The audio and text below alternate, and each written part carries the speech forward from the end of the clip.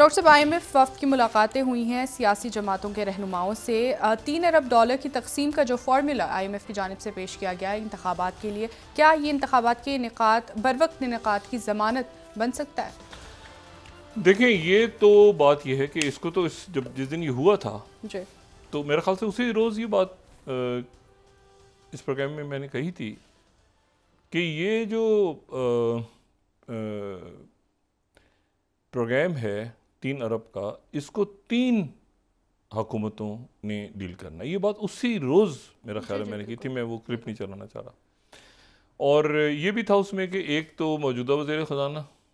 एक निगरान वज़ीर ख़जाना या निगरान हुकूमत, और एक उसके बाद अगली मुंतखब हुकूमत। और ये बात जो है ये की जा चुकी है इस प्रोग्राम में कि इसको 3 डील करेंगे, 3 वज़राए ख़जाना डील करेंगे। और यही बात जो है ग़ालिबन वो हुई है। और ये सिर्फ एक जमात से नहीं हुई ये बात जो है ये बाकी जमात, तमाम मेरे ख़्याल से जो जमातें हैं या उनके जो नुमाइंदगान हैं मुल्क में या मुल्क से बाहर, उन्होंने एक ही बात की है कि जी हम और अभी बार बार आप देखें हुकूमत की तरफ से बात की जा रही है कि हम जो हैं ये इस तारीख को इलेक्शंस करवाएंगे। और देखें, 2-3 ऑप्शंस हैं ना। एक बात यह है कि इसको थोड़ा सा इलेक्शंस को यानी बिल्कुल अगस्त की मुंतखब जो तारीख उस पर किया जाए, पहले कर दिया जाए तो 90 दिन हो जाएंगे। और ये जो है कि इसको 60 दिन वाला फार्मूला भी है, ये जो है आईनी और और दरमियान में जो बात थी कि ये हम इसको आगे कर देंगे कोई फाइनेंशियल, तो वो तो फाइनेंशियल इमरजेंसी। देखें, इस वक्त मुल्क जो है इस वक्त मेरा ख्याल है कि अफराद और शख्सियात से बढ़ के मुल्क का भी थोड़ा सा देखें। इस वक्त मुल्क में आप देखें कि हमारा जो पार्लिमानी निज़ाम है इसके साथ इंगेज कर रही है दुनिया, लेकिन इसकी कोई प्रॉपर साख्त नहीं है। यानी ये एक ज़ाहिर है कि उस वक्त तहरीक इंसाफ को इस्तीफ़े देने चाहिए थे, नहीं देने चाहिए थे, वो बात एक माजी का किस्सा बन गई और उस पर बात करना बेकार है। लेकिन आप देखें ना कि एक पार्लियामान है जिसमें अपोजिशन नहीं है और उसको चलाना इतने अरसे एक दुश्वार काम और एक अजब सी सूरत हाल है ना, कि जहाँ पे कोई आवाज़ ही नहीं उठ रही, कोई मतलब कुछ भी नहीं हो रहा, कोई बयान भी नहीं आ रहा, कुछ भी नहीं आ रहा। तो वो एक सिचुएशन है ऐसी कि जिसको किसी ना किसी अंदाज में आपने एक शक्ल तो देनी है ना। और उसमें वही बात के इस्तीफ़े नहीं देने चाहिए थे। और ये तो हमारी भी यही राय थी हमेशा कि शायद इस्तीफ़े ना देते और पार्लियामान के अंदर एक मजबूत आवाज़ होती और फिर उसके बाद चलता रहता सारा सिलसिला। लेकिन वो नहीं हो सका। या ये कि उस वक्त इलेक्शंस पे चले जाते जैसे कि शुरू में नवाज शरीफ साहब का मौक़िफ़ था या जो भी बहरहाल हुआ। लेकिन इशू ये है कि 2 सूबों में तो नहीं है हुकूमत, और 2 सूबों से रेवेन्यू कैसे इकट्ठा होगा? और वो रेवेन्यू जो है वो बड़े सूबे हैं, फिर उनको वो इकट्ठा करके देंगे, वो आपने कमिटमेंट की हुई है $8 अरब। अब ये यहाँ पर हमें आम आवाम को तो नहीं पता और हमें ये बातें पता भी नहीं होती। देखें, जब हफीज़ शेख साहब थे और उनसे जब ये बात पूछी गई, ये हमेशा ये होता है कि ये जो है ये एक खुफिया हसास इंतहाई खुफिया माहिदा है जो IMF से हम कर रहे हैं जी। अच्छा, इसको बताया इसलिए नहीं जाता क्योंकि अवाम की वरना से चीखें निकल जाएंगे। तो इसको बताया क्या है, क्या हुआ, क्या शरह, वो बाद में पता चल रहा है उन्होंने इतने टैक्स कहे थे, ये कहा था, यूँ कहा था, ऐसे कहा था। इसमें जियो पॉलिटिक्स है, इसको तो आप छोड़ देना कि हम तो रोज़ डिस्कस करते हैं इसको। लेकिन यह है कि वो माहिदा क्या है, उसकी शरह, इसकी भी हमें शराइत नहीं पता अभी तक। गैस की कीमत बढ़ेगी, बिजली की बढ़ेगी, कितना रेवेन्यू कैसे इकट्ठा होगा, कहाँ से इकट्ठा होगा, क्या बहुत सारी ये है कि वो एक और अदम इस्तेकाम तो है भी। आने वाले दिनों में बड़े फैसले होने हैं, बड़े मुकदमात चलने हैं, ये 9 मई के मामलात हैं अपनी जगह पे रुके हुए हैं। तो और ये आप जहन में रखें कि जो बात की है तहरीक इंसाफ के लोगों ने, तो आपके ख्याल से पीपल्स पार्टी ने क्या बात की होगी, और आपके ख्याल से मुस्लिम लीग नवाज़ के लोगों ने क्या बात की है? यही बात की है कि हम चाहते हैं कि जी इलेक्शन होगा और इलेक्शन के बाद, क्योंकि उसकी वजह यह है कि देखें एक तो मुकदमे अटके हुए हैं सारे, यानी ये मामला जो है ना, ये जैसे तोशा खाना का आज हुआ है कि जी ट्रायल होगा, अभी शुरू होगा, ठीक है, शुरू होगा और फिर उसके बाद मुझे नहीं पता कि आगे कानून क्या शक्ल लेता है। इसी तरह से 9 मई के जो वाक़यात हैं उनके ऊपर अभी ट्रायल्स शुरू होने हैं या क्या है उसकी, वो भी देखते हैं आने वाले दिनों में। और फिर उसके बाद जो है वो यानी अब मुझे आप ये बताएं ना कि 1 महीने बाद जो है वो कौन होगा, उनकी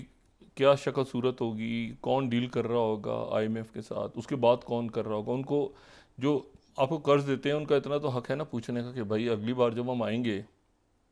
सितंबर में तो यहाँ कौन होगा,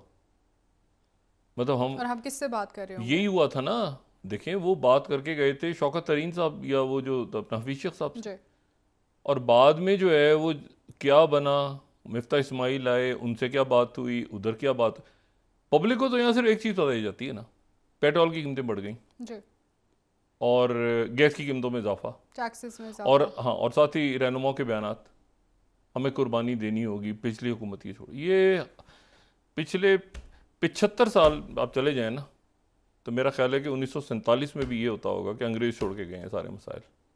सारी मुसीबतें अंग्रेज़ छोड़ के गए, और उससे लेके अब तक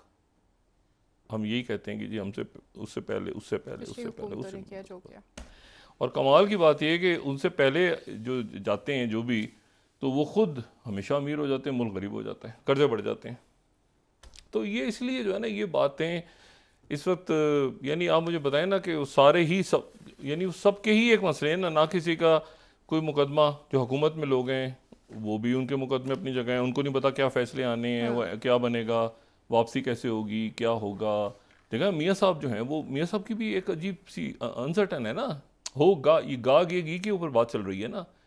सितंबर में चेंज आएगा तो उसके बाद ये फैसला होगा, तो मतलब वो कोई सर्टेनिटी नहीं है। उन्होंने तो एक स्पैनर फेंक दिया पॉलिटिकल कि मैं वज़ीर आज़म हूँ, ख़त्म, और साथ ही ये भी कि 2/3 अक्सरियत से होंगे, इत्तेहादी नहीं चाहिए मुझे। अब मसला ये है कि इसमें अब आप देखें ना कि आपके अहम वज़रा नहीं है इस वक्त सामने, वो बात नहीं कर रहे इसके ऊपर आके, यानी वज़ीर ख़जाना में ज़ाहिर है नहीं बता रहे बात, उन्होंने बस कहा कि खुशखबरी है और अच्छा हो गया, और ये पाकिस्तान ये निकल गया इससे। सबसे बड़ा एहसान ये जो हमें, यानी शुक्र है खुदा का कि ये गुजर गया, इसमें शहबाज शरीफ साहब डायरेक्ट इन्वॉल्व हुए, ठीक है, वजारत ख़जाना से तो बात नहीं हो रही थी, लास्ट मिनट के ऊपर आखिरी दिन में या दिनों में ये फैसला हुआ, और उसके नतीजे में एक शदीद तर दबाव जो था हमारे ऊपर से हट गई, तो बहुत अच्छा पका। लेकिन आगे, अब आगे की तो अनसर्टिनिटी है ना, सबके लिए एक गैर यकीनी के हालात हैं कि आगे क्या होना है। तो वो आगे क्या होना है में, आगे क्या होना है में अंदर, तो जब अंदर ही नहीं पता लोगों को, तो आप बाहर के लोग जो कर्जा दे रहे हैं वो तो पूछेंगे ना कि भाई ये क्या है अगली, तो मतलब आप हमसे कह रहे हैं, मतलब मैं कह रहा हूँ कि जो ऐसा है कि मैं आपको 4 महीने के बाद जो है ना वो 10 अरब दे दूंगा, और वो आए 3 महीने बाद तो मैं हूँ ही नहीं अपनी जगह, मेरी जगह कोई और बैठा हुआ है। तो ये इस वक्त ये जो उस दिन में मैंने बात की थी ना कि ये जो प्रोग्राम आया है जिसके नतीजे में पाकिस्तान के ऊपर से खतरात हटे हैं, वो मौजूद हैं। इंसानी ज़िंदगी में भी वो कहते हैं ना कि ख़तरा हर वक्त होता है, ज़िंदगियों में हर वक्त ख़तरा होता है, नज़र किसी वक्त आ जाता है अचानक, हर वक्त होता है, साथ साथ चलते हैं हादसे, आपके ख़तरात आपके दाएं बाएं हर तरफ होते हैं किसी वक्त। तो बात यह है कि वो तो अब आगे क्या होना है, आगे की क्या प्लानिंग्स हैं, आगे किस तरह से उनसे कमेंट, और जब आप जाते हैं ख़ास तौर पे दुनिया से इंगेज करते हैं डिप्लोमेटिक कम्युनिटी के साथ, और उस वक्त में जबकि दुनिया में लड़ाई झगड़ा फसाद, ये मुख्तलिफ पोल्स जमा हो रहे हैं, ठीक है, इन हालात के अंदर वो यानी ख़ुद भी झुंझलाए हुए हैं ना, जिनसे आप बात करें वो खुद भी झुंझलाहट का शिकार है, वो खुद भी बैठ के कोई गुड़ी गुड़ी उसमें नहीं है। तो इधर का गुस्सा इधर भी उतर जाता है, इधर का इधर उतर जाता है, इधर का इधर उतर जाता है। तो वो जो है इसलिए वो बहुत ही डेलिकेट होता है कि आप किस तरह से, और हमारा ख़ास तौर पे जो मतलब आप देखें, मतलब हुकूमत और ज़ाहिर है कि तहरीक इंसाफ और हमारी अदालतें, हमारे अकाबरीन, हमारी इस्टेब्लिशमेंट ही डील करेगी, वो बेहतर ही कर रहे होंगे कुछ, ठीक है ना। हम तो सिर्फ देख सकते हैं। लेकिन डॉक्टर साहब अभी तक देख रहे हैं अदलिया में भी और हम इसमें पार्टी तो ये है कि हम देख रहे हैं कि कीमतों का क्या बनेगा, कैसे होगा। क्लैरिटी तो नहीं है डॉक्टर साहब, क्लैरिटी है ही नहीं, यही तो एक धुन सी है ना, बस खत्म। आगे आगे देखें ना, इशू ये है कि मतलब आप जो हैं वो, ये हमने बात कर दी ना, तय किया। मुझे ये बताएं कि क्या ये बात पीपल्स पार्टी नहीं कर रही? अब फरतुल्लाह बाबर साहब का क्या बयान है? वो कहते हैं कि एतजाज़ एहसन और लतीफ़ खोसा हमारी पार्टी के बुनियादी रुकन है और सवाल ही पैदा नहीं होता, इंतहाई आम रहनुमा है। अब इशू ये है कि वो